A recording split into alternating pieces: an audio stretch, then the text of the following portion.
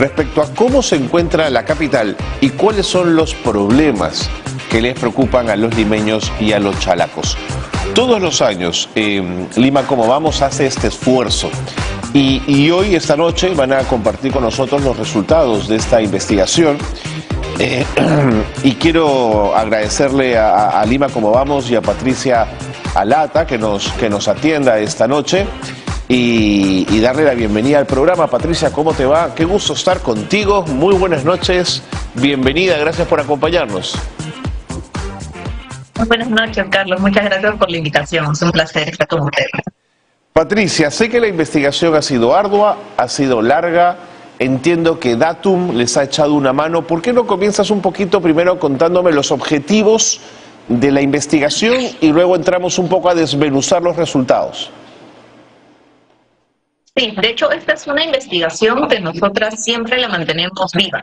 Desde que Lima Como Vamos nació y empezó su trabajo en el año 2010, se viene aplicando de forma anual y por lo tanto es uno de los pocos esfuerzos que existen para la ciudad de Lima, Callao y existen en el país, que hacen un proceso continuo de evaluación de la calidad de vida. Y justamente el objetivo es poder identificar cuáles son las prioridades que tiene la ciudadanía respecto a los diferentes aspectos que tiene la ciudad, ¿no? Muchas veces se hacen otros diversos estudios o en temas muy puntuales, pero que ya no se pueden continuar en el tiempo. Y en nuestro caso, lo que nosotros queremos es que identificar esas percepciones, porque reconocemos que así como es muy importante conocer qué es lo que está haciendo desde la gestión pública en cuanto a inversiones, cuántas nuevas obras tenemos, qué temas se están priorizando, también es muy importante saber pues qué es lo que está opinando la gente sobre estas problemáticas en las que se están dirigiendo finalmente los recursos públicos, ¿no? Entonces, si hemos, por ejemplo,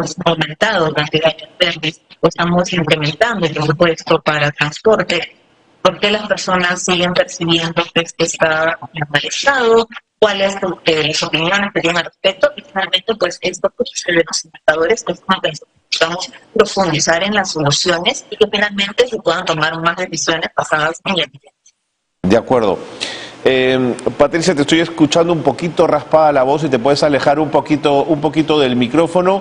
Vamos a resolver este tema técnico para poder escuchar claramente a Patricia Lata. Es una comunicadora estupenda que a la que conozco hace muchos años y creo que la información que tiene de Lima Como Vamos nos va a permitir entender algunas cosas que vivimos en la ciudad. Mientras nos enganchamos con Patricia, voy compartiendo con ustedes algunos de los cuadros, algunas de las informaciones que comenzamos a compartir. Por ejemplo, tenemos esta en pantalla. Miren ustedes, la inseguridad, el transporte público, la corrupción y los residuos son considerados los principales problemas en la ciudad. Patricia, estás otra vez con nosotros. Buenas noches. Buenas noches, Carlos. Espero que ahora sí se me escuche todo bien. Ahora sí, estupenda. Antes de continuar con la ficha que estaba presentando, cuéntame un poquito la ficha técnica. ¿Cuántas encuestas han sido? ¿En qué momentos? ¿Qué periodos? Sí, la encuesta se ha aplicado a 1.123 personas, tanto en Lima como en Callao. Es representativa para estas dos ciudades y además nosotros buscamos tener un nivel de profundidad mayor y por lo tanto también tenemos una representatividad a nivel de zonas, es decir, podemos estudiar los resultados a nivel de Lima Norte, Lima Sur, Lima Este, Lima Centro y Callao como área independiente. Estas encuestas se trabajan en hogares, a nivel personal, como entrevistas, y se han aplicado hace poquito. El campo se ha realizado del 4 al 12 de octubre, entonces son resultados sumamente recientes y que esperamos pues que sean de utilidad para las nuevas autoridades que van a estar empezando sus gobiernos dentro de pocas semanas. Claro que lo van a hacer. Bueno, ahora sí, ponemos en pantalla esta primera lámina que queremos compartir contigo, que nos habla de la inseguridad, el transporte público, la corrupción y los residuos como los principales problemas de la ciudad. Patricia, inseguridad esperable, transporte público también, pero ¿por qué la gente habla de corrupción en una encuesta que tiene que ver más con cómo uno vive una ciudad? Sí, este tema es sumamente importante porque nosotros incorporamos la variable de corrupción en el año 2016 y desde que se sumó sale como una de las 3 prioridades, sale dentro de los 3 problemas principales.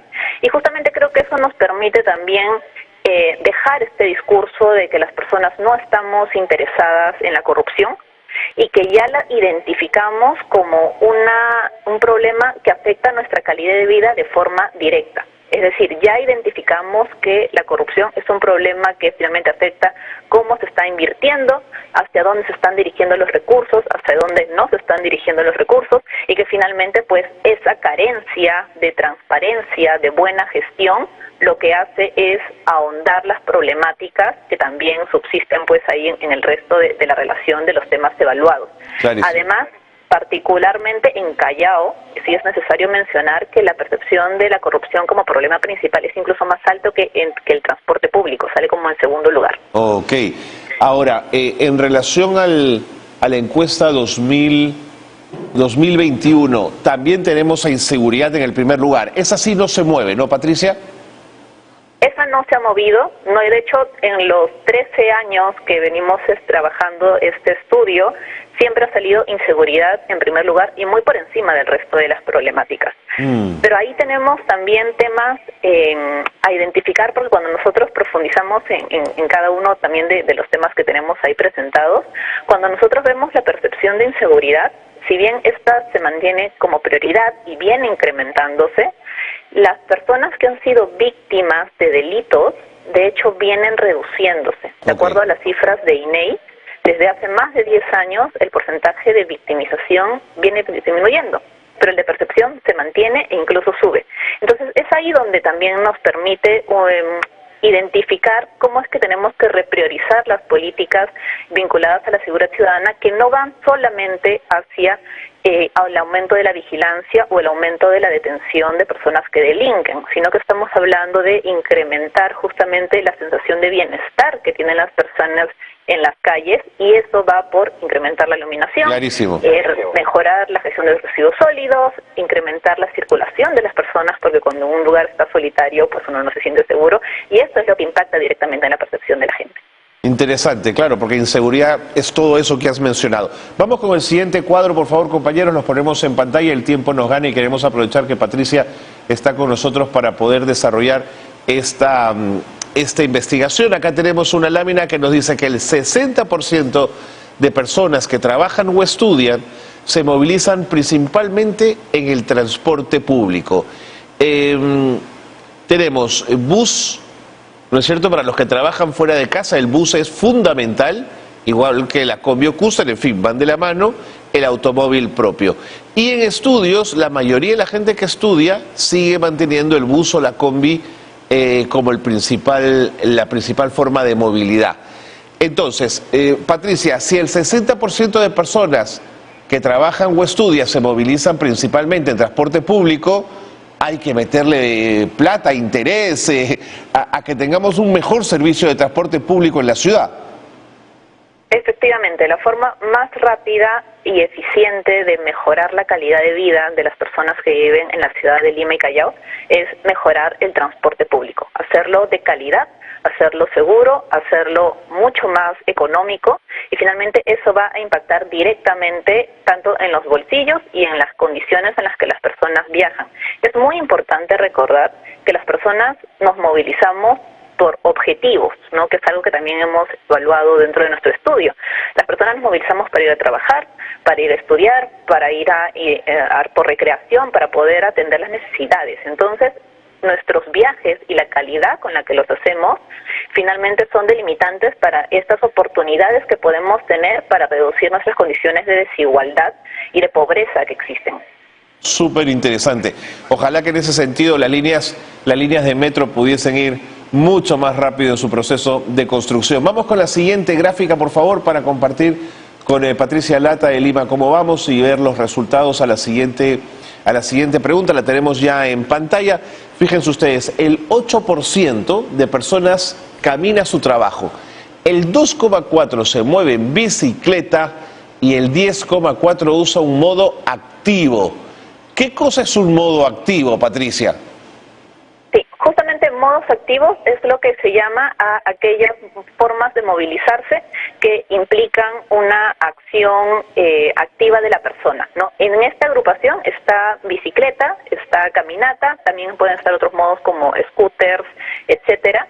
Y ahí es importante porque si bien pues muchas veces dejamos de lado a las personas que caminan, ¿no? O al uso de bicicletas, porque sabemos, bueno, son muy poquitos en la ciudad, no es necesario invertir tanto en ellos, pero el porcentaje es de 10.4%, que es casi lo mismo que las personas que se movilizan en auto, como podemos ver en las gráficas, ha sido del 11%, ¿no? Entonces, ¿por qué priorizamos tanto la infraestructura, las inversiones hacia la movilidad en auto privado, que es ineficiente, porque nos genera congestión, cuando podemos, tenemos las mismas cifras de usuarios, de personas que se movilizan a pie o en bicicleta? Y de hecho, cuando nosotros vemos los resultados por los viajes intermodales, que nos referimos, que es que las personas no solamente nos digan el modo principal, sino todos los modos que emplean en su viaje, ahí la caminata sube mucho más, hasta un 30%. El 30% de personas nos caminamos en algún momento de nuestro trayecto. Entonces, la caminata es sumamente importante y si lo vinculamos con lo que es seguridad, pues cobra mayor relevancia. Patricia, estando de acuerdo en lo que señalas y siendo un dato sumamente interesante, sí me gusta este 21.4 que considera que la bicicleta es una de las principales medidas, es decir, hay como techo para que las personas puedan sacar sus bicis para moverse en la ciudad. Efectivamente, esa es una cifra muy importante y que de hecho en los últimos años que hemos venido aplicando esta pregunta, esta cifra permanece. Entonces, ahí nosotros tenemos varias, obviamente es necesario profundizar en cuáles son las razones, pero tenemos desde perspectivas de que son un grupo, obviamente son potenciales ciclistas, en el que con mayor infraestructura podrían ser usuarios de la bicicleta, pero también tenemos a un grupo de personas donde sin necesariamente convertirse en usuarios de la bicicleta, ven la implementación de ciclovías como un beneficio indirecto hacia su cotidianidad, porque finalmente mayor infraestructura ciclista implica también tener una ciudad mucho más pacífica al momento de movilizarnos. Y eso de por sí también es un beneficio. Entonces, ahí tenemos pues evidencias que permitirían a los tomadores de decisiones justamente reorientar la forma en la que están planteando las inversiones y las políticas. Respecto al tema del acoso sexual, lo estamos viendo en pantalla, hay un 31% de mujeres que indicó haber sido víctima de acoso sexual en el transporte público en el último año. Me suena una cifra baja, Patricia, pero cuéntame tú.